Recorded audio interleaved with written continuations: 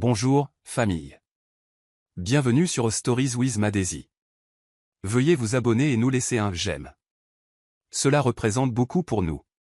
Partagez également cette vidéo avec vos amis et vos proches et activez les notifications pour ne pas manquer nos futures vidéos.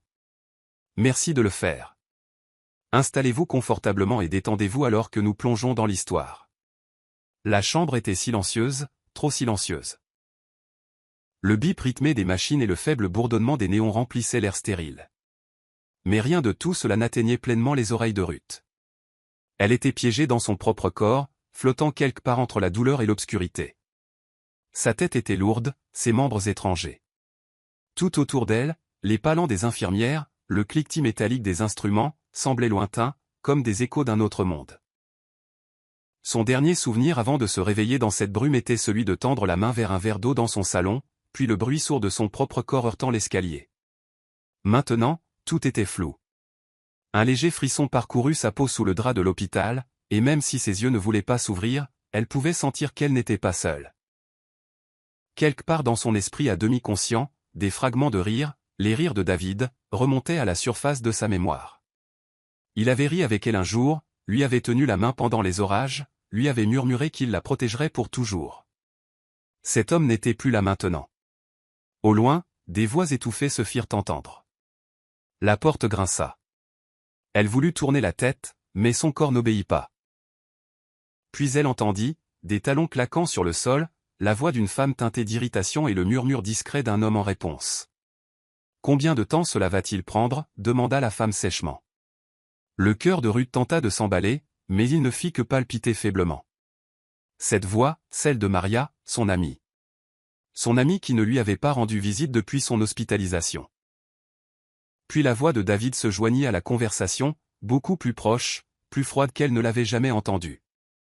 Elle ne s'en sortira pas, et honnêtement, elle nous est plus utile morte. Le mot la percuta comme un camion. David, voulut-elle crier, mais aucun son ne sortit.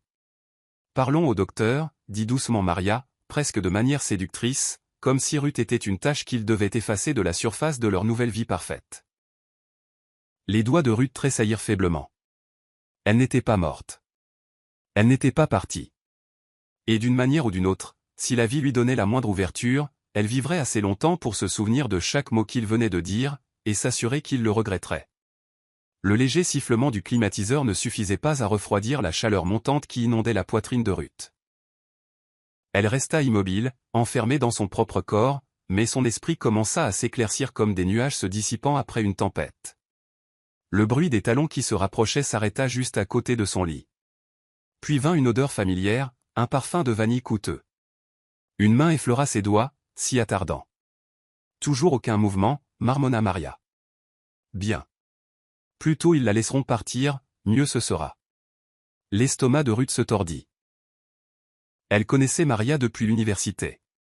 C'est elle qui avait aidé Ruth à choisir la bague de fiançailles de David. Et maintenant, la voilà, debout près de son lit d'hôpital, comme un vautour attendant le dernier souffle. David entra doucement, sa voix plus calme, mais tout aussi sans cœur. J'ai parlé au docteur ce matin. Il hésite. Nous devons le convaincre que c'est pour le mieux. Cette situation m'épuise. Maria ricana. Ça t'épuise ? C'est moi qui me cache dans l'ombre pendant qu'elle reçoit toute la sympathie. Le cœur de Ruth criait, mais son corps restait figé. Son esprit hurlait de se redresser, de les gifler tous les deux, de leur demander pourquoi elle, pourquoi maintenant. Mais ses lèvres ne bougeaient pas. Au lieu de cela, elle écouta David approcher une chaise. Je dirai au docteur que son activité cérébrale est erratique. Peut-être qu'il entendra raison. Elle ne voudrait pas vivre comme ça de toute façon. Ruth n'en croyait pas ses oreilles. Ce n'étaient pas des murmures d'inquiétude. C'étaient des complots meurtriers. Elle sentit le souffle de Maria près de son oreille alors qu'elle se penchait et murmurait d'un ton moqueur, « Dors bien, ma chérie. Nous prendrons bien soin de ta maison. » Les doigts de Ruth tressaillirent de nouveau. Juste légèrement, mais assez pour que Maria pousse un petit cri. « Tu as vu ça » demanda-t-elle à David en reculant. Spasme musculaire. « Ça arrive. » Répondit-il rapidement, balayant l'incident. Leurs voix s'estompèrent alors qu'ils quittaient la pièce. Ruth sentit une seule larme couler sur sa joue. Elle était réveillée. Elle était consciente. Et maintenant, sa propre vie dépendait de faire semblant de ne pas l'être. Les heures passèrent. Le soleil se coucha derrière la fenêtre de l'hôpital, projetant une lumière ambrée sur les murs blancs. Ruth resta immobile, écoutant chaque pas qui passait, chaque murmure dans le couloir. Puis vint la conversation qui allait tout changer. À travers la porte légèrement ouverte, elle entendit de nouveau David, parlant avec une autorité calme. « Docteur Okoro, il est temps. » Elle ne répond pas. Elle n'a pas répondu depuis des jours. Sa voix contenait juste ce qu'il fallait de fausse tristesse. Nous avons accepté la situation. C'est ce que Ruth aurait voulu. Le souffle de Ruth se coupa. Elle voulait crier « Non, ce n'est pas vrai ». La voix de Maria suivit, dégoulinant de fausse compassion. Elle avait toujours peur d'être un fardeau. Elle me l'a dit un jour. S'il vous plaît, docteur, aidez-la à reposer en paix. L'audace laissa Ruth abasourdie. Mais le docteur ne répondit pas immédiatement. Il y eut un long silence avant qu'une voix ferme et réfléchie ne réponde. Je comprends votre inquiétude, monsieur Adams, mais des décisions comme celle-ci nécessitent une confirmation neurologique approfondie. Je vais procéder à une évaluation supplémentaire aujourd'hui. Son ton était poli, mais il y avait quelque chose en dessous. Ruth reconnut la voix. Quelque part dans son esprit, enfoui sous des années de séparation, la voix se mit en place. Donald, le docteur Donald Okoro, le garçon qu'il avait autrefois défendu contre des brutes à l'âge de 10 ans, le garçon qui savait comment elle pensait et qui pouvait lire ses yeux comme des livres. Vous perdrez votre temps, marmonna David. Nous essayons d'être pratiques ici. Mais la réponse de Donald fut définitive. Il est de ma responsabilité de m'assurer que chaque patient a une chance. Je la verrai sous peu. Les bruits de pas s'estompèrent. De nouveau seule, Ruth sentit quelque chose changer en elle, pas encore de l'espoir, mais la plus petite lueur de reconnaissance. Peut-être que le destin n'en avait pas encore fini avec elle. La porte s'ouvrit avec un léger grincement. Ruth lutta pour calmer sa respiration. Elle s'attendait à une autre visite de routine d'une infirmière, ou pire, à ce que Maria fasse à nouveau semblant d'être une amie attentionnée. Mais au lieu de cela, l'odeur d'antiseptique fut remplacée par quelque chose de familier. Donald entra, fermant doucement la porte derrière lui. Il s'approcha lentement, un presse-papier à la main, mais quand il arriva à ses côtés, sa voix baissa jusqu'à un murmure. « Ruth, si tu m'entends, cligne des yeux 2 fois. » Ses cils scièrent une fois, puis une autre. Donald inspira brusquement, retenant ses émotions. « Je le savais, murmura-t-il. Tu as toujours été têtu. » Ruth voulut pleurer, mais il se ressaisit rapidement. « Écoute-moi attentivement. Ne réagis pas.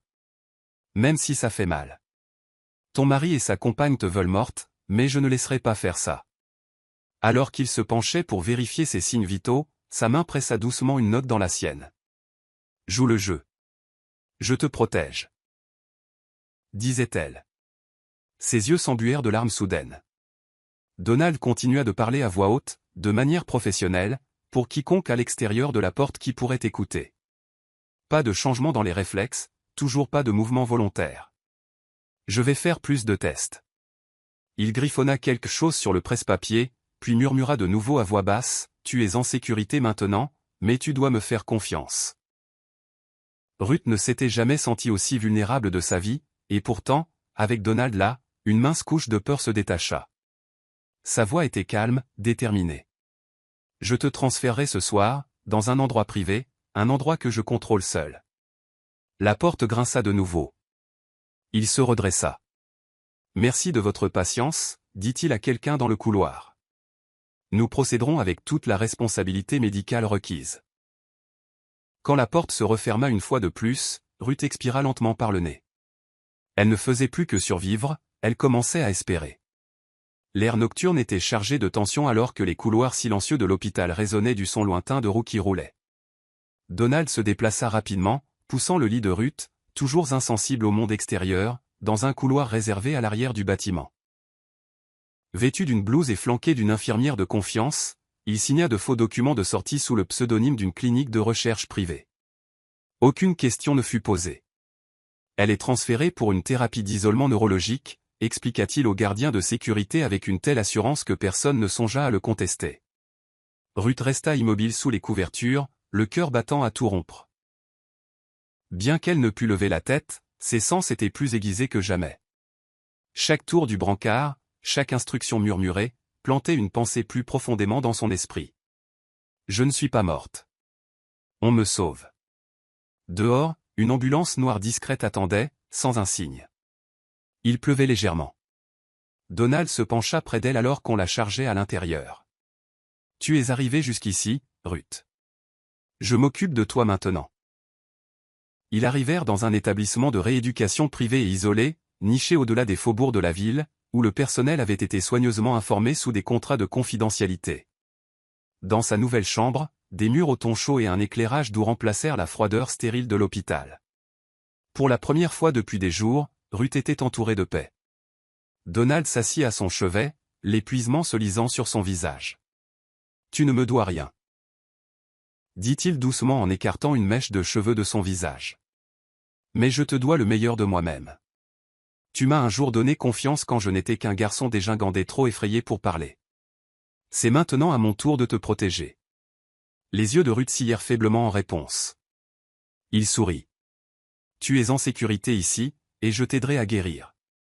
Mais quand tu seras prête, nous parlerons de ce qu'ils ont fait. » À ce moment, entourée de vérité et sans plus de mensonges, Ruth fit un vœu silencieux. La force qui lui restait ne serait pas utilisée pour le deuil. Elle serait pour se relever. Le premier matin de Ruth dans l'établissement privé fut à la fois étrange et effrayant. Alors que les infirmières se déplaçaient prudemment autour d'elle, ajustant les perfusions et vérifiant les machines, elle commença à sentir la douleur de son corps lui revenir. L'engourdissement s'estompait, mais aussi son illusion de sécurité. Allongée dans le calme de la chambre doucement éclairée, elle digérait tout. La trahison de David, la cruauté de Maria, l'intervention du médecin. C'en était trop. Des larmes coulèrent silencieusement alors que ses lèvres s'entr'ouvrirent à peine pour la première fois depuis des jours. Quand Donald entra plus tard cet après-midi-là, portant une tablette et un petit smoothie, elle réussit à tourner légèrement la tête. « Tu t'améliores déjà, dit-il avec un doux sourire. Bientôt, tu pourras bouger comme avant. » La voix de Ruth sortit comme une fêlure dans du verre. « Ils ont essayé de me tuer, Donald. » Il hocha la tête solennellement. « Je sais, et maintenant nous reprenons le contrôle, petit à petit. » Plus tard ce soir-là, Donald apporta un carnet et le posa sur sa table de chevet. « J'ai besoin que tu commences à documenter tout ce dont tu te souviens. Conversation, émotion, même ta chute. » Ruth cligna des yeux, confuse. « Ma chute ? J'ai trébuché, je crois, murmura-t-elle. Donald fronça les sourcils. « C'est ce qu'ils veulent que tu penses. » Il expliqua que lors des premiers scanners, les schémas de contusion et le traumatisme crânien ne correspondaient pas à une chute domestique normale. « Je soupçonne que quelqu'un t'a poussé. » Les mains de Ruth se crispèrent légèrement. L'idée même lui retourna l'estomac. David ne ferait pas ça. Elle s'arrêta au milieu de sa phrase. Il le ferait. Il l'avait déjà fait. Tu n'es pas faible, Ruth, dit fermement Donald. Tu es toujours là. Et je vais t'aider à utiliser cette douleur, si tu le veux bien. Ruth inspira profondément, puis hocha la tête avec intention. La graine de son combat avait été plantée, arrosée par la trahison, et enracinée dans la vérité. Et maintenant, chaque jour qui passait, elle deviendrait plus forte, non seulement pour survivre, mais pour reconquérir ce qui lui appartenait. De retour en ville, Barbara Jones fixait la photo de mariage encadrée de sa sœur sur le mur du couloir. Elle n'avait pas quitté l'appartement de Ruth depuis l'accident. Il sentait encore son odeur, des bougies à la cannelle et de la lavande. Quelque chose n'allait pas, elle allait parfaitement bien ce matin-là. Se murmura Barbara en triant le linge de sa sœur que Ruth avait plié quelques heures seulement avant sa chute. Son estomac se tordait chaque fois qu'elle repensait à la nouvelle de l'état de Ruth.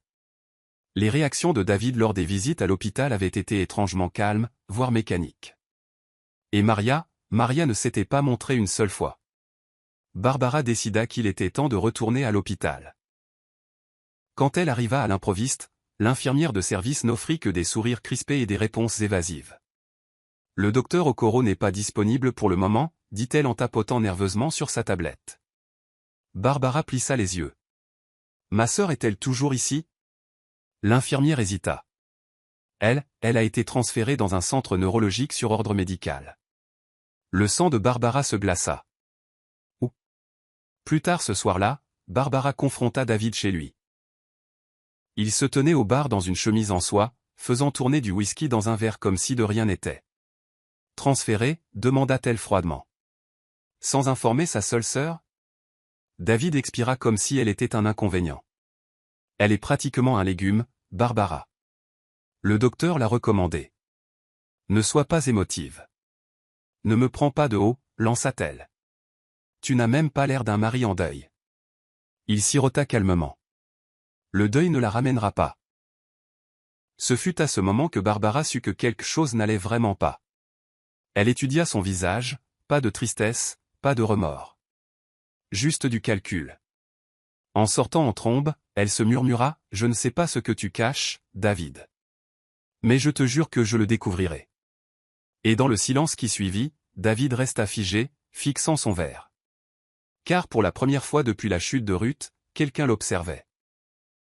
Dans sa nouvelle chambre de convalescence, le scintillement des écrans remplaça l'immobilité que Ruth avait connue.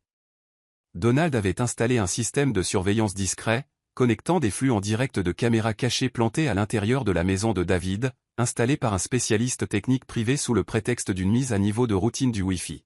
« Il est temps que tu vois la vérité par toi-même, » dit Donald en lui tendant une tablette. Ruth fixa l'écran d'un air absent avant d'appuyer sur Play. Les images montraient David traversant le salon, le bras autour de Maria, leur rire résonnant dans son ancienne maison. La table à manger qu'elle avait soigneusement choisie était maintenant encombrée de bouteilles de vin et d'un centre de table tape à accent grave-l'œil que Maria avait clairement acheté. Cet endroit me ressemble enfin, ricana Maria dans la vidéo. David se pencha, l'embrassa sur la joue et répondit. Il aurait toujours dû t'appartenir. La main de Ruth trembla, l'appareil lui glissant presque des doigts.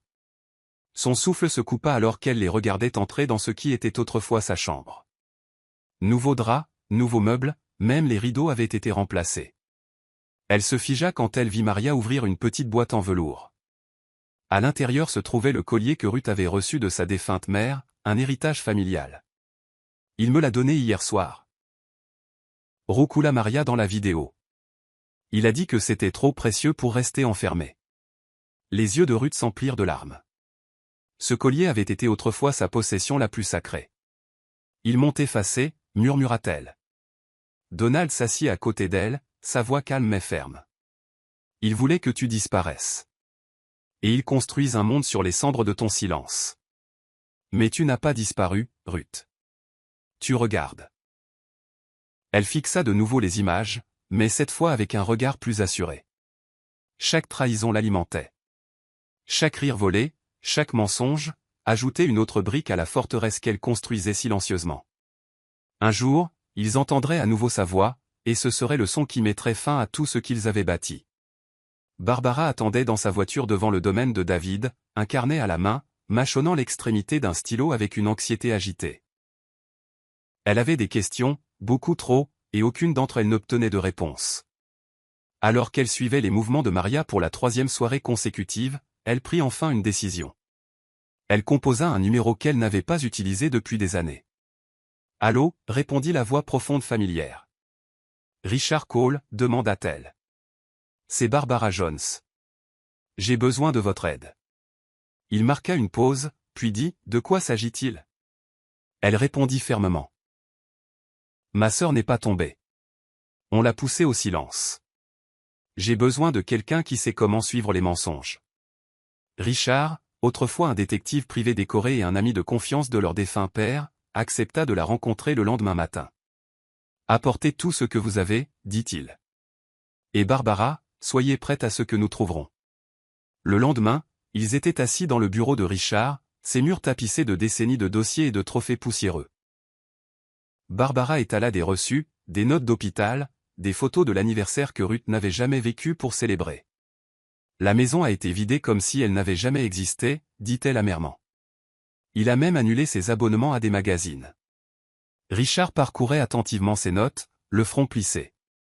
Il a transféré d'importantes sommes de leur compte joint quelques jours seulement avant sa chute. Le savait-elle? Barbara secoua la tête. Ils avaient des problèmes, mais elle pensait que c'était juste du stress. Elle n'a jamais soupçonné. La plupart des victimes ne le font pas, interrompit Richard en tapotant le dossier. Ce n'est pas seulement de l'infidélité, c'est un coup monté. Barbara se pencha en arrière, le poids de ses mots lourd sur sa poitrine. Al. Ors aidez-moi à démêler tout ça, murmura-t-elle. Richard hocha la tête. Nous commençons par la maîtresse, et nous observons tout ce qu'elle fait. En quittant son bureau, Barbara sentit un changement en elle, comme le moment avant qu'une tempête n'éclate. Ils n'avaient pas seulement pris le corps de Ruth. Ils enterraient son histoire. Mais maintenant, quelqu'un était en train de la déterrer. Les rires résonnaient derrière les portes dorées du lieu branché sur le toit alors que les invités trinquaient et posaient pour des photos. David organisait un dîner de « nouveau départ », une célébration à peine voilée de ce qui aurait dû être son 6e anniversaire de mariage avec Ruth. Vêtu d'un smoking bleu marine coûteux, il porta un toast à Maria devant des amis et des collègues qui supposaient que Ruth était décédée tranquillement des mois auparavant. À l'amour, à la vie et à l'avenir, dit-il en levant une coupe de champagne alors que Maria rayonnait à ses côtés dans une robe dorée scintillante. Ce qu'aucun d'eux ne remarqua, c'est la femme en foulard noir qui se glissa à la place la plus éloignée de la salle, Barbara. Elle s'assit à l'arrière, son téléphone enregistrant discrètement, son visage calme, mais les yeux vifs. Vous célébrez vraiment sa mort, marmonna-t-elle sous son souffle. Le vin, les rires, les fleurs, tout cela semblait obscène. Même la bague au doigt de Maria scintillait de moquerie. À ce moment, Ruth était assise à des kilomètres de là, regardant la fête se dérouler sur l'écran de Donald. Il avait piraté un flux de sécurité en direct du système de caméra principal du lieu. La mâchoire de Ruth se serra quand elle vit Maria virevolter dans les mêmes talons que Ruth avait portés pour leur dîner de 5e anniversaire l'année précédente. Il la parade. Murmura-t-elle. Donald la regarda, remarquant ses poings serrés. Il perd pied, Ruth. Plus il rit fort, plus dure sera leur chute. À l'écran, Barbara se leva lentement et s'approcha de la table du couple. Je ne pensais pas que je viendrais, dit-elle, sa voix assez forte pour que les invités à proximité s'arrêtent. David se raidit. Barbara, ce n'est pas le moment. Elle sourit froidement. C'est vrai. Le moment était quand tu as enterré ta femme et que tu as continué ta vie comme si elle n'avait jamais existé. La tension dans la pièce devint palpable. Maria tira sur le bras de David, chuchotant nerveusement. Ruth se pencha en avant, les yeux fixés sur sa sœur. Barbara n'a plus peur, dit-elle doucement. Et à ce moment, entourée de bruit et de paillettes, Ruth ne se sentit pas brisée. Elle se sentit vue. La pluie tombait doucement à l'extérieur de la chapelle ce jour-là, mais à l'intérieur, tout brillait. Ruth se tenait dans sa robe de dentelle ivoire, ses mains tremblant légèrement alors qu'elle faisait face à David à l'autel. Il l'avait regardée dans les yeux alors, promettant le monde d'une voix stable et sûre. « Je jure de protéger ton cœur comme le mien », avait-il dit en lui passant une bague au doigt. Dans les bancs, Maria souriait avec une fierté discrète, tenant le bouquet de Ruth quelques instants avant qu'elle ne remonte l'allée. La narration de Ruth jouait doucement sur le souvenir. Il ressemblait à un homme en qui je pouvais avoir confiance. Je croyais qu'il me voyait. Leur lune de miel fut une escapade tranquille sur la côte, des repas au clair de lune, des rires qui résonnaient dans les brises marines, et de longues conversations sur la construction d'un avenir. Nous aurons 2 enfants, avait un jour murmuré David à son épaule. Une fille avec tes yeux, un garçon avec mon esprit. Ruth s'était accrochée à ce fantasme comme à de l'oxygène. Mais au fil des ans, les fissures commencèrent à apparaître, subtiles au début. Dîner manqué, remarques passives-agressives, SMS sans réponse. Ruth trouvait des excuses en son nom. Il est stressé, disait-elle à Barbara. Il est sous pression au travail. Mais quelque chose en elle avait commencé à s'estomper. Elle se souvint de la nuit où elle était rentrée avec de la nourriture de son restaurant préféré, pour le trouver dans le jardin, riant de trop près avec Maria. Tu imagines des choses, avait dit David lorsqu'elle l'avait confronté plus tard. Tu deviens paranoïaque. Ruth s'était excusée d'avoir même suggéré cela. Elle avait voulu croire le meilleur en lui. Je construisais une vie avec un homme qui planifiait déjà ma sortie. Se murmura Ruth maintenant, fixant la photo de mariage que Donald avait laissée sur sa table de chevet pour une thérapie émotionnelle. Et j'ai confondu le silence avec la paix. La vérité était qu'elle n'avait pas perdu David maintenant. Elle le perdait par morceaux depuis des années. Richard était assis à son bureau tard dans la nuit, passant au crible le contenu copié du téléphone de Maria. Il y avait eu accès grâce à un appareil cloné, gracieuseté d'un spécialiste du numérique. En faisant défiler les messages textes et les selfies, ses yeux tombèrent sur une application cachée déguisée en calculatrice. À l'intérieur se trouvait un journal numérique, daté, protégé par un mot de passe, mais facilement piraté par le spécialiste. Elle garde tout, murmura Richard. Mémo audio, entrée de journal, même des photos intimes. Mais une entrée le laissa pantois. Dans un enregistrement daté de 2 jours après la chute de Ruth, la voix de Maria disait : « Je n'arrive pas à croire à quel point c'était facile. Je pensais que je me sentirais coupable en les voyant la sortir, mais non.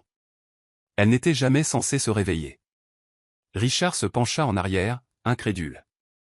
Ce n'est pas seulement de l'infidélité. C'est de la préméditation. Il transmit rapidement les fichiers à l'avocat de Barbara et de Ruth, en les accompagnant d'une note : « Nous l'avons. Construisons notre dossier avec soin. » Au centre de convalescence, Ruth écouta l'audio dans un silence stupéfait. La voix était indubitablement celle de Maria, son ton désinvolte, suffisant. David pense que tout cela disparaîtra avec le temps. Il dit que nous irons au Maroc au printemps prochain. Il veut même donner à notre bébé le nom de sa mère. Tu imagines ? L'estomac de Ruth se noie. Elle est enceinte, demanda-t-elle, les yeux se tournant vers Donald. Possiblement. Ou elle le manipule simplement. La mâchoire de Donald se serra. Quoi qu'il en soit, ils deviennent plus audacieux. Tu peux utiliser ça. Ruth serra lentement le poing. Les os autrefois brisés de sa main reprenaient de la force. Elle voulait que je sois effacée, dit-elle, sa voix calme mais froide. Mais elle a laissé ses empreintes partout sur le crime. Ruth se tourna vers Donald. Nous ne réagissons plus. Nous frappons les prochains. Donald hocha la tête. Et pour la première fois depuis la trahison, Ruth ne se sentit pas comme une victime. Elle se sentit comme une femme avec toutes les cartes en main et une patience assez aiguisée pour couper. Il était plus de minuit quand Donald frappa à la porte de Ruth, portant un élégant ordinateur portable noir. Son visage était pâle, comme s'il avait vu quelque chose qui l'avait même déstabilisé. Ruth se redressa dans son lit, passant sa main convalescente sur son genou. « Qu'est-ce qu'il y a ? » demanda-t-elle. Il posa l'ordinateur portable sur ses genoux et appuya sur Play. L'audio commença. La voix de David, claire, décisive.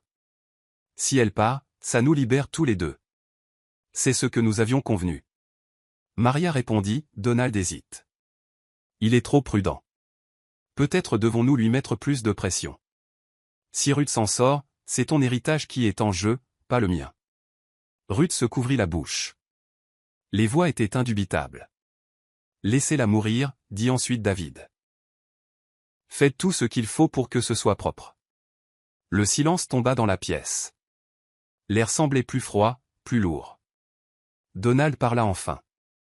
J'avais placé un enregistreur vocal pendant leur consultation. Je n'allais pas agir sans preuve. Ruth ne sia pas. Elle ne pleura pas. Elle fixa simplement l'écran alors que le fichier se terminait. Nous utiliserons cela au tribunal, dit doucement Donald. Mais pas tout de suite. Si nous le publions trop tôt, ils enterreront le reste de la piste.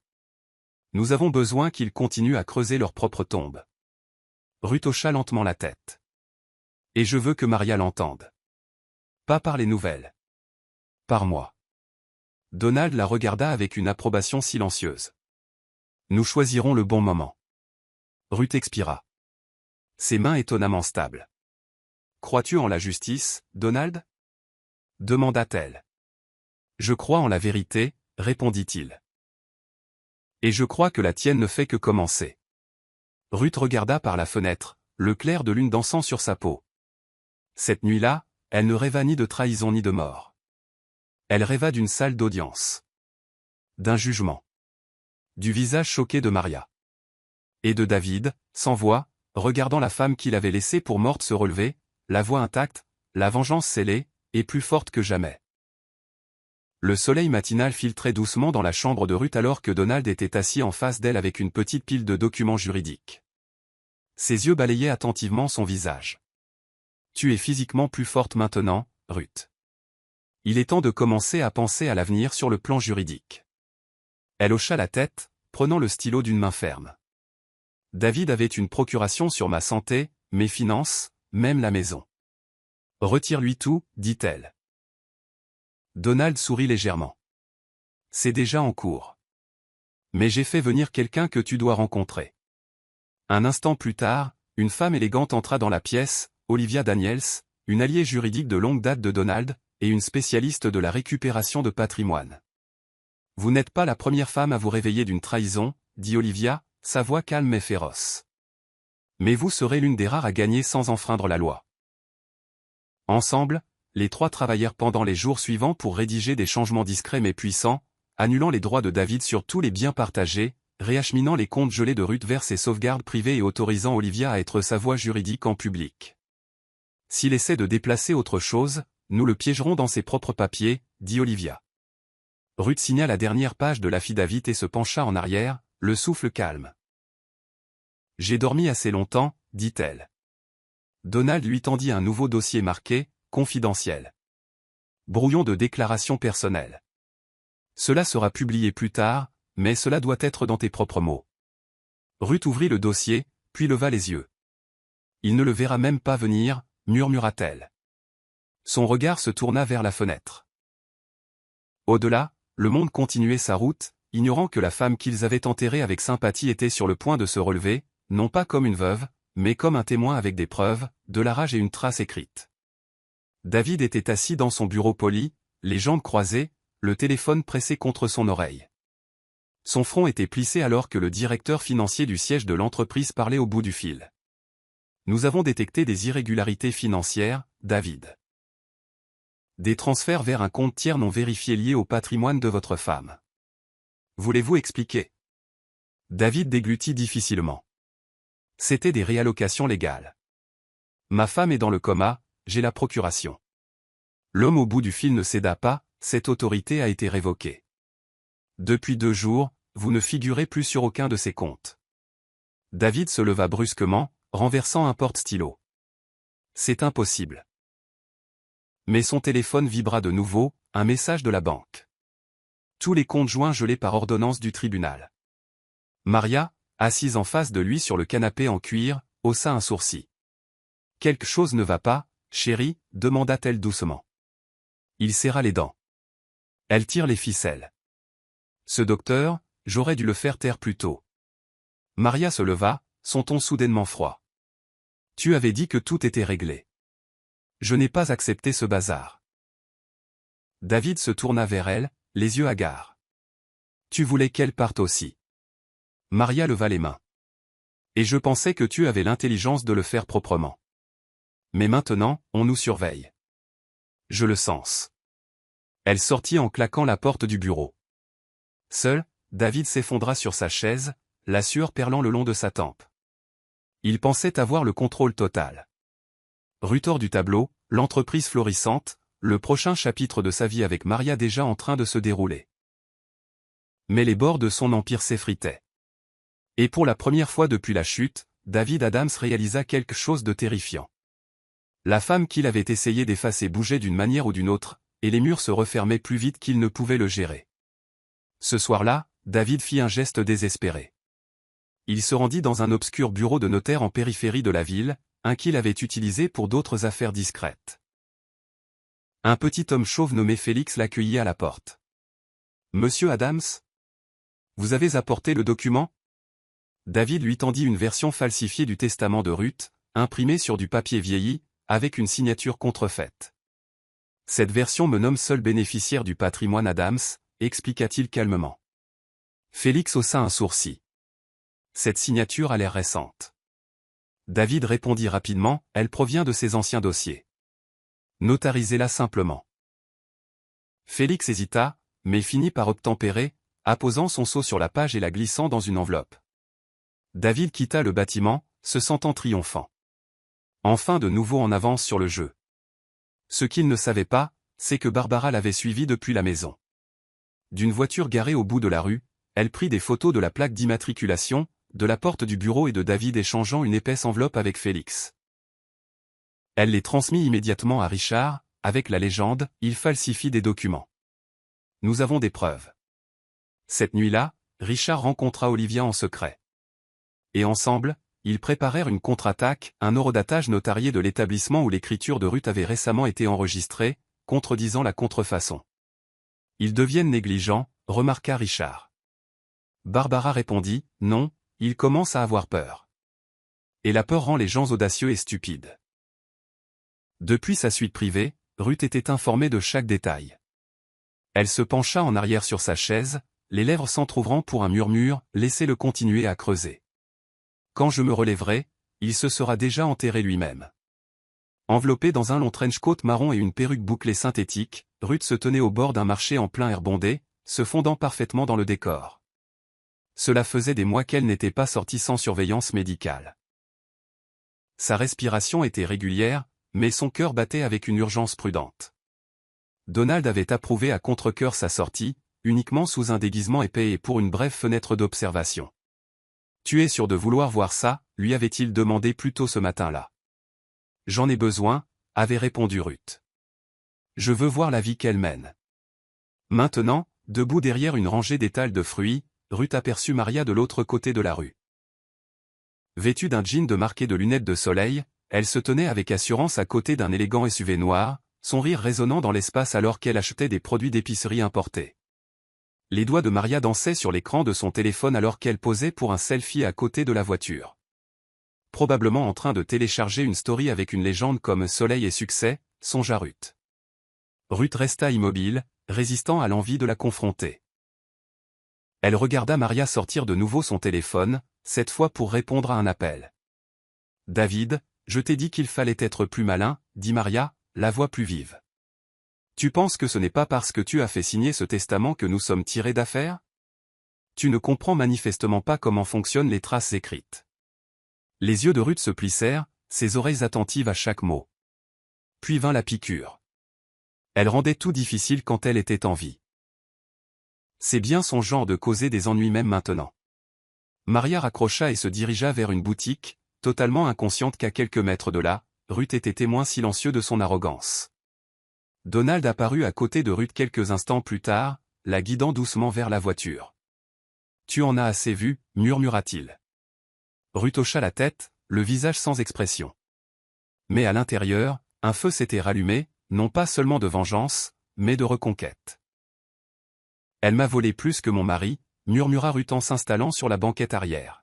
« Elle m'a volé ma paix, et je vais la reprendre. » La semaine suivante, Maria se réveilla en trouvant une étrange enveloppe glissée sous la porte. Elle n'avait pas d'adresse de retour, juste son nom écrit à l'encre rouge. À l'intérieur se trouvait un seul message imprimé, « Elle sait ». Son souffle se coupa. « David » cria-t-elle en trébuchant dans le salon. « Qu'est-ce que c'est que ça ?» David, torse nu et groggy, se frotta les yeux. « Qu'est-ce qui te prend ?» Elle lui jeta la note. « Tu trouves ça drôle ?» Il fronça les sourcils. « D'où ça vient ?» Maria secoua la tête. « Tu avais dit que c'était enterré. Tu avais dit que nous étions en sécurité. » David ricana. « C'est juste quelqu'un qui essaie de te faire une mauvaise blague. Tu deviens paranoïaque. » Maria n'était pas convaincue. La nuit précédente, elle avait senti quelqu'un l'observer sur le parking. Et maintenant ça ? Ses nerfs étaient à vif. « Je ne suis pas paranoïaque » siffla-t-elle. « Je sais quand on me traque. » De l'autre côté de la ville, Ruth était assise avec Donald dans le petit bureau du centre de rééducation, observant la réaction de Maria à travers les images de sécurité de la caméra du couloir qu'ils avaient piratées des semaines auparavant. Maria faisait les 100 pas comme un animal en cage, sa confiance s'effritant. Elle perd pied, observa Ruth, les bras croisés. Elle n'est pas habituée à la peur. Donald hocha la tête. La peur expose les gens, et plus elle se sentira exposée, plus elle deviendra négligente. Ruth se pencha en avant. Alors faisons-lui sentir partout, dans la rue, chez elle, dans ses bras. Le soir même, Maria reçut une autre note glissée sur son pare-brise. On ne peut pas enterrer les vivants. Elle la déchira en deux, mais ses mains tremblaient. Ses rêves cette nuit-là furent hantés par des images floues de Ruth, debout, la fixant, murmurant son nom. Elle se réveilla en hurlant. Elle est morte, se répéta-t-elle dans le miroir. Elle est morte. Mais peu importe combien de fois elle le disait, l'ombre dans son ventre lui disait le contraire. Le grand hall du domaine des Adams bourdonnait d'une joie artificielle alors que David organisait un brunch de réseautage pour ses alliés d'entreprise et ses investisseurs. Des plateaux d'amuse-gueule circulaient tandis qu'un quatuor à cordes jouait doucement. Mais Barbara n'était pas venue pour la musique. Vêtue d'un tailleur pantalon bleu marine et de talons qui claquaient avec détermination sur le marbre, elle entra sans y être invitée, attirant les regards. David la repéra instantanément, son sourire s'effaçant. « Barbara » marmonna-t-il entre ses dents en s'approchant. « Ce n'est ni le moment ni l'endroit. »« Zé. Tu n'as jamais pris le temps, lança-t-elle. « Alors j'ai amené le temps à toi. » Maria se tenait derrière lui, figée, son mimosa à mi-chemin de ses lèvres. « Fais attention, avertit David. Tu te ridiculises. » Barbara croisa les bras. « Tu as enterré ta femme émotionnellement avant même qu'elle ne tombe. Maintenant, tu veux l'effacer complètement. » Des exclamations discrètes parcoururent la foule. Le sang-froid de David se fissura légèrement. « Parlons dehors. » marmonna-t-il en lui saisissant le coude. Mais Barbara resta ferme. « Non, tu m'entendras devant les mêmes personnes qui ont porté un toast à ton nouveau départ. » Sa voix s'éleva légèrement. Ruth t'aimait. Elle a renoncé à des rêves, des amitiés, du temps, seulement pour être jetée comme du vieux linge. Mais retiens bien mes mots, David, l'histoire n'est pas terminée. Et elle non plus. Quelques invités se déplacèrent, mal à l'aise. Maria tira David à part, chuchotant frénétiquement. Elle sait quelque chose, il faut arrêter ça. Mais David n'écoutait pas. Ses yeux étaient fixés sur Barbara, dont le regard constant transperçait son masque soigneusement entretenu. De retour dans la voiture, Barbara appela Richard. Il est sur les nerfs. Il a essayé de rester calme, mais il est secoué. Richard répondit, bien. Un homme sur les nerfs se jette lui-même dans le feu. Et alors que Barbara regardait le manoir par la fenêtre, elle murmura, le feu est déjà allumé. Ruth était assise tranquillement à un bureau dans sa suite de convalescence, le monde extérieur assourdi par des rideaux tirés. Devant elle se trouvait une feuille de papier crème doux, intacte jusqu'à présent. D'une main plus stable qu'elle ne l'avait été depuis des semaines, elle prit la plume et commença à écrire. « Chère maman et papa », commençait la lettre. « J'aimerais que vous soyez là. J'aimerais pouvoir tout vous dire sans que la douleur ne me serre la poitrine. » Sa plume se déplaçait lentement, mais les mots coulaient comme une blessure en voie de guérison. « Ils ont essayé de me tuer, mais je suis toujours là. Et j'ai vu la vérité, pas seulement sur David, mais sur moi-même. J'étais trop indulgente, trop pleine d'espoir. Mais maintenant, je vois plus clair. » Elle marqua une pause, essuyant une larme avant qu'elle ne tombe sur la page. Puis elle continua, « Vous me manquez tous les deux. Mais je sais maintenant que vous n'avez pas élevé une idiote. Vous avez élevé une combattante. Et je vous promets que je vais arranger les choses. » Elle plia soigneusement la lettre, la plaçant dans une enveloppe scellée adressée simplement, à mes parents, quand justice sera faite. Donald entra juste au moment où elle la glissait dans son journal. « Ça va ?» demanda-t-il doucement. Ruth hocha légèrement la tête, les yeux vitreux mais féroces. « J'avais juste besoin de me souvenir de qui j'étais, avant qu'il ne me fasse douter. » Donald s'approcha et s'assit à côté d'elle. « Tu es plus forte maintenant. Je t'ai vu te transformer chaque jour, non seulement physiquement, mais émotionnellement. Tu as reconstruit ce qu'ils ont essayé de briser. » Ruth se tourna vers lui avec une conviction tranquille. « Je ne guéris pas pour être entière pour eux. Je guéris pour porter le poids de la vérité. » Il tendit la main vers la sienne, mais s'arrêta juste avant, sentant ses limites. « Quoi qu'il arrive ensuite, » dit-il doucement, « sache que tu n'es pas seul dans cette épreuve. » Ruth baissa les yeux sur son journal, sa voix basse mais certaine. « Ils m'ont tout pris, sauf ma volonté. C'est la seule chose qu'ils ne contrôleront plus jamais. » Barbara arriva à l'hôpital principal vêtue d'une veste en jean, d'une paire de lunettes et d'un badge d'infirmière emprunté. Richard avait pris les dispositions nécessaires. « Tu as 20 minutes maximum, » lui dit-il avant qu'elle ne se glisse à l'intérieur. Elle se déplaça rapidement dans le couloir jusqu'à ce qu'elle atteigne le service des archives. Son cœur battait la chamade alors qu'elle faisait défiler le terminal à écran tactile. Patient, Ruth Adams. L'entrée avait une note numérique, transférée, aucune activité détaillée au-delà de la date. Mais quelque chose attira son attention. La sortie officielle de Ruth avait été signée non pas par le docteur Donald Okoro, mais par un nom que Barbara ne reconnaissait pas, Dr. T. Mansa, murmura-t-elle. En cliquant plus loin, elle découvrit que la signature était une contrefaçon. Juste à ce moment, la porte grinça derrière elle. « Puis-je vous aider » demanda une voix de femme. Barbara se tourna lentement. Une administratrice principale se tenait sur le seuil, la regardant avec suspicion. Barbara serra son presse-papier. « Désolé, je cherchais des notes de patients sur une ancienne étude de cas pour ma thèse. » La femme hésita, puis hocha lentement la tête. « Ne vous attardez pas.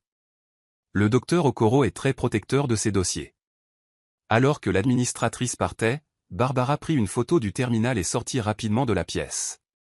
Ce soir-là, elle rencontra Richard et lui montra les photos. Il les étudia attentivement. Ils ont utilisé une signature fantôme pour effacer la piste, marmonna-t-il. Cela prouve que quelqu'un à l'intérieur a aidé à couvrir l'affaire. Barbara se pencha en avant. Penses-tu que David était au courant? Richard fronça les sourcils. Non. Si David avait orchestré le transfert, il n'aurait pas eu besoin d'une fausse signature de sortie. Quelqu'un d'autre s'est assuré que Ruth disparaisse. Quelqu'un qui ne voulait pas que la vérité éclate avant le bon moment. Barbara sentit sa poitrine se serrer. Et qui? À ce moment, son téléphone vibra.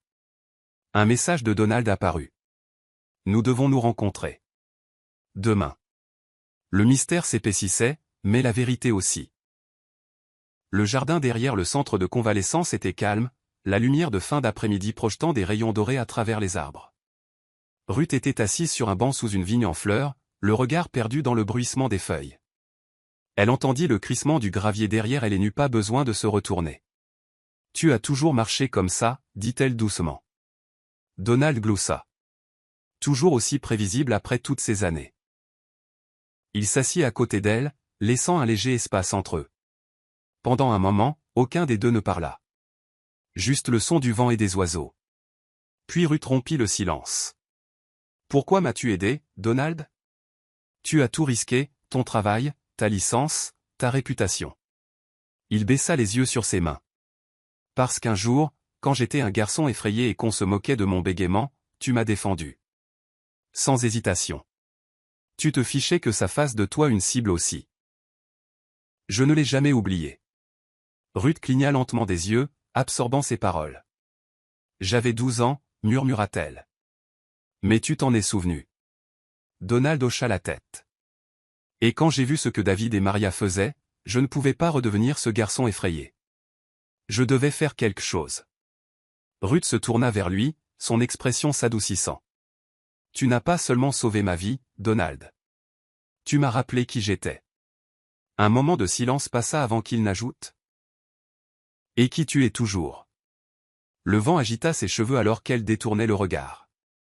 Parfois, je me demande si je me sentirai un jour à nouveau entière, dit-elle. Tu n'as pas besoin d'être entière pour te battre, répondit-il. Il te suffit de te souvenir pourquoi tu as commencé.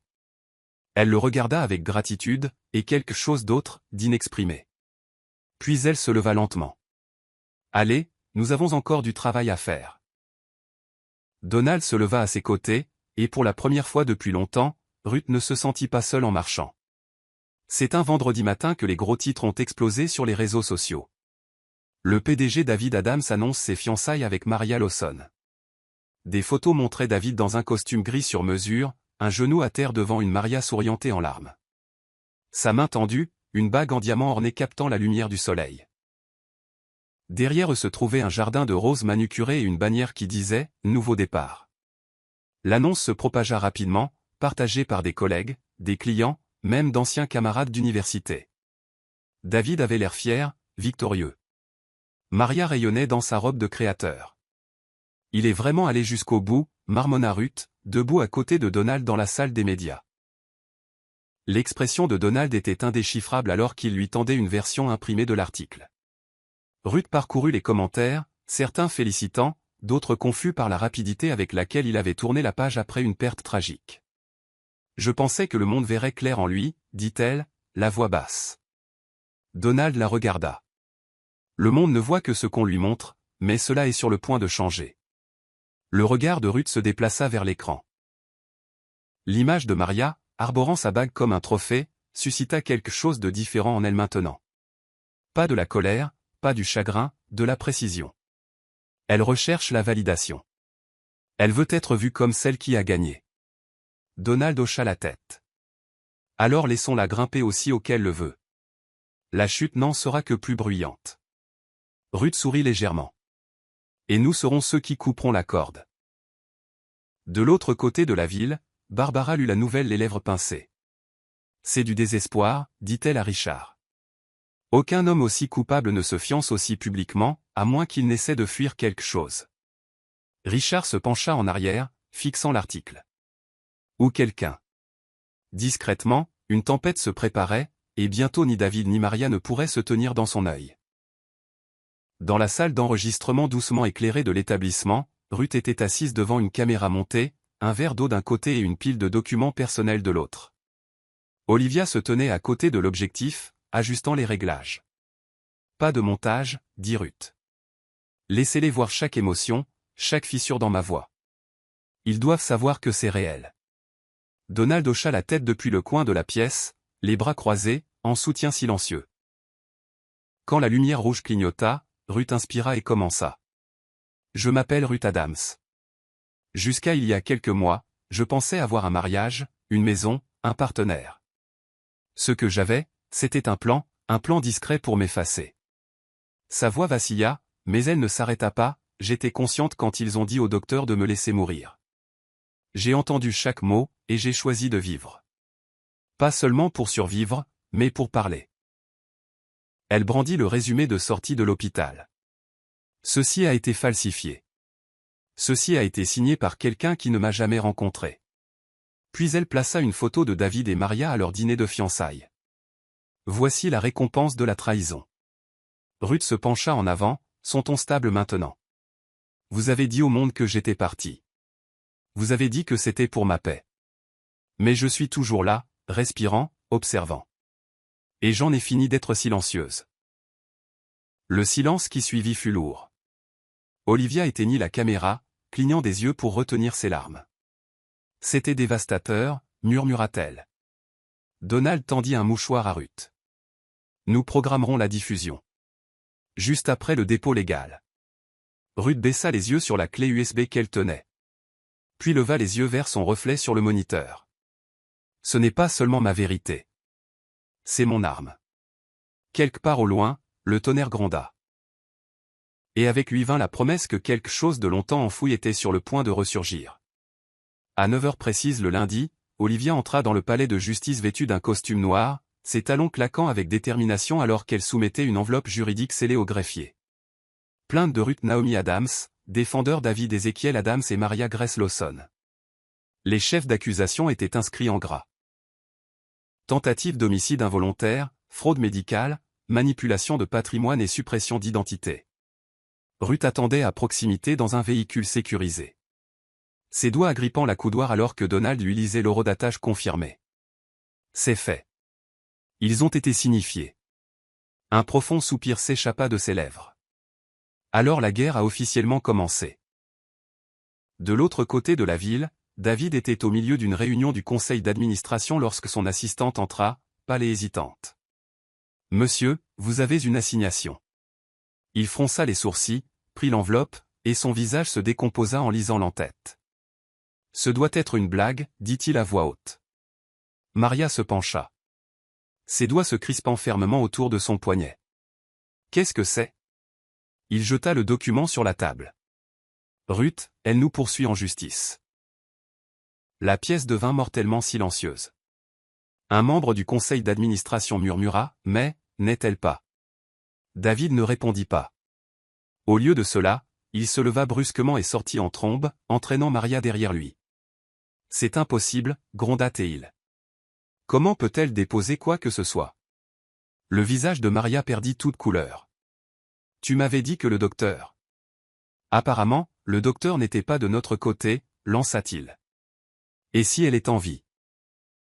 Il ne termina pas sa phrase. De retour à l'établissement, Ruth était assise en silence alors qu'Olivia revenait avec un sourire satisfait. La presse s'en emparera d'ici ce soir, dit-elle. Ton histoire ne sera pas seulement entendue. Elle explosera. Ruth hocha lentement la tête. Laissez-les la lire.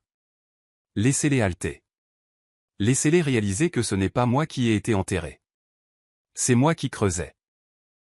Cette nuit-là, alors que les lumières de la ville scintillaient et que les documents judiciaires commençaient à circuler discrètement dans les cercles juridiques et médiatiques, Ruth sentit enfin le sol bouger. Non pas sous elle, mais sous l'empire de mensonges soigneusement construit par David et Maria. La salle d'audience en marbre bourdonnait de chuchotements alors que le personnel des médias, les assistants juridiques et les curieux remplissaient la galerie. David était assis à la table de la défense, la mâchoire tendue, les mains jointes fermement devant lui. Maria, assise à côté de lui, avait l'air d'un fantôme pâle dans son blazer beige, ses doigts agités de nervosité. Le juge entra, frappant vivement de son marteau. La cour est maintenant en session pour l'affaire de Ruth Naomi Adams contre David Ezekiel Adams et Maria Grace Lawson. Les caméras n'étaient pas autorisées à l'intérieur, mais cela n'empêcha pas la nouvelle de se répandre à l'extérieur comme une traînée de poudre. Olivia se tenait avec confiance du côté du demandeur, attendant le moment pour lequel elle avait préparé Ruth pendant des semaines. Puis les portes de la salle d'audience s'ouvrirent et le silence tomba comme une chape de plomb. Des exclamations s'échappèrent de la galerie. Des murmures se propagèrent comme le tonnerre à travers les rangées. Là, elle se tenait, Ruth Adams, vivante, droite dans une élégante robe noire et des talons. Ses cheveux encadraient doucement son visage et son regard était perçant alors qu'elle marchait avec une grâce inébranlable vers le siège du demandeur. Les yeux de David s'écarquillèrent, sa bouche s'entr'ouvrant légèrement comme s'il avait vu un fantôme. Maria se figea, la bouche tremblante. « Comment » murmura-t-elle. Ruth ne jeta un coup d'œil à aucun d'eux en prenant place. Au lieu de cela, elle s'adressa directement au juge. « Votre honneur, je suis Ruth Adams, la plaignante, et je suis ici pour témoigner. » Le juge cligna des yeux, clairement surpris. « Eh bien, cela change la donne, n'est-ce pas ?» L'avocat de David se pencha frénétiquement, chuchotant, « Pourquoi ne m'avez-vous pas dit qu'elle était en vie ?» David ne pouvait que regarder fixement devant lui, ses paumes maintenant visiblement moites. Dehors, la presse grouillait, les mises à jour inondant les applications d'actualité. Ruth Adams entre au tribunal, vivante et libre. Ce qui avait commencé comme une affaire privée venait de devenir un règlement de compte national. La salle d'audience se tut de nouveau alors que Ruth se levait et prenait la barre des témoins. Sa voix, lorsqu'elle commença, était douce mais inébranlable. « Je les ai entendus. Je n'étais pas inconsciente quand ils ont fait leur demande. J'étais piégée, consciente, effrayée et seule. » Elle marqua une pause, ses yeux rencontrant ceux de David. « Il a dit au docteur que j'étais plus utile morte. Et Maria, elle était d'accord. Elle m'a déclarée morte avant même que j'aie cessé de respirer. » Olivia se tenait calmement à proximité, jetant occasionnellement un coup d'œil au jury. Ruth continua. « Ce qu'il n'avait pas réalisé, c'est que le docteur Donald Okoro, m'a reconnu. Et il m'a donné le choix. Lâcher prise ou vivre. J'ai choisi de vivre pour pouvoir revenir et parler pour moi-même. » La salle d'audience était silencieuse, lourde d'émotion. Ruth sortit un document de son dossier et brandit une transcription imprimée. C'est leur conversation enregistrée. J'étais le fantôme qu'ils ont essayé d'enterrer, mais je n'étais jamais parti. J'attendais simplement le bon moment pour me relever. Elle regarda le jury, puis le juge. Je ne suis pas ici parce que je veux de la sympathie. Je suis ici parce que je veux des comptes. J'ai perdu plus que ma santé. J'ai perdu mon identité, ma paix et ma dignité. Mais je suis revenu pour la seule chose qu'il me restait, ma voix.